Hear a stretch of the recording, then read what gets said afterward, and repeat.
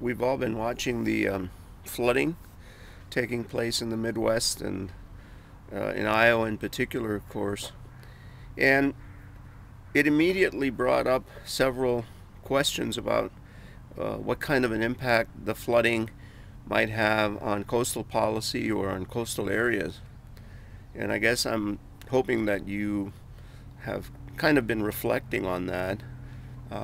What do you think the impact of the flooding in Iowa is on coastal areas in the United States?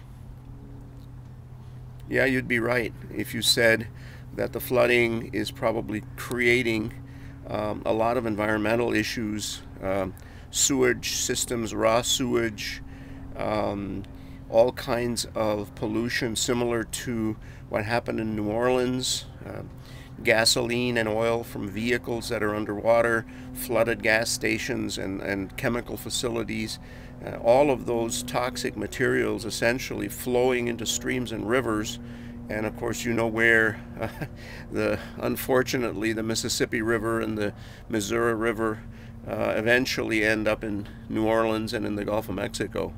And the other thing, of course, is the runoff from farm fields which have been planted.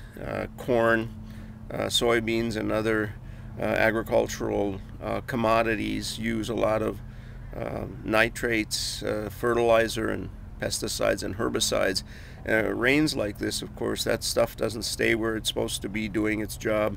It also enters the water systems and runs eventually into the Gulf of Mexico. So we can expect, I think, a further destruction of marine facilities at the mouth of the Mississippi River. The dead zone, so-called, is probably going to get much worse. So I thought I'd just make a couple of comments about this for you.